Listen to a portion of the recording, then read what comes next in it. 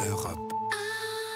L'international, François Clémenceau, rien ne va plus dans le petit paradis touristique des Maldives, dans l'océan Indien. Cela fait une semaine maintenant que le pouvoir a décrété l'état d'urgence pour se débarrasser de toute opposition et continuer d'islamiser le pays. Oui, c'est exactement ça. Et donc à tous ceux qui croient que les Maldives sont synonymes de soleil, de flots turquoise et de sable blanc, oui, bien sûr, tout cela est vrai, mais il faut rappeler ce qui vient de se passer cette semaine.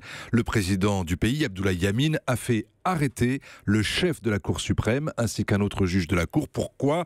Parce que cette plus haute instance judiciaire du pays réclamait de lui qu'il libère les prisonniers politiques et organise de nouveaux procès moins arbitraires, notamment à l'égard du chef de l'opposition qui vit en exil à Londres et qui a dû démissionner en 2012 sous la pression des militaires. Les 3 juges restants, au mépris de toutes les règles, ont abrogé la décision de la Cour qui avait été pourtant prise à l'unanimité, et depuis, les rafles se poursuivent dans les milieux de l'opposition, les médias étrangers sont interdits d'accès, les diplomates de l'Union européenne ne sont même pas reçus, le secrétaire général des Nations Unies vient de demander par 2 fois le retour de l'état de droit sans succès.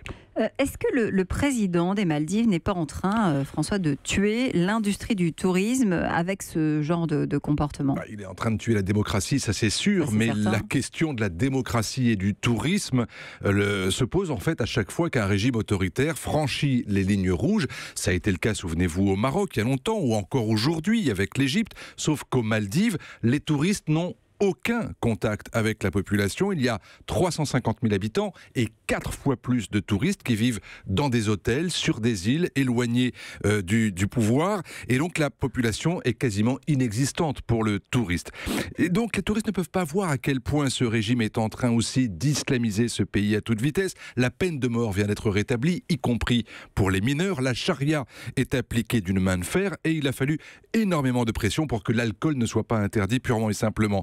Il se dit même que des islamistes des Maldives, trouvant que le régime n'est pas assez autoritaire, sont allés rejoindre Daesh au Levant et aussi dans d'autres pays d'Asie. Et on se demande, comme partout ailleurs, ce qu'ils feront, évidemment, lorsqu'ils reviendront. Mais ce qui est certain, c'est que le régime pense supportable de poursuivre cette voie, quitte à ce que l'économie ne dépende plus autant du tourisme qui pèse pour 80% dans le PIB du pays. Mais François, est-ce qu'on peut envisager des sanctions internationales face à cette situation ? Alors, évidemment, certains y pensent, y réfléchissent, mais en même temps ne veulent pas pénaliser la population locale et encore moins, bien sûr, cette industrie touristique. L'opposition essaye de se faire entendre. Le chef de l'opposition a choisi pour se faire un avocat, ou plutôt une avocate, vous la connaissez, c'est Amal Clooney, l'épouse de l'acteur, elle-même d'origine musulmane, mais qui est clairement engagée, vous le savez, en faveur des droits de l'homme, des droits de la femme et surtout des droits de l'enfant. Ouais, drôle de carte postale. Sur l'économie. Fatalement, et la question c'est de savoir comment aujourd'hui ne veulent plus aller aux Maldives à cause de ça.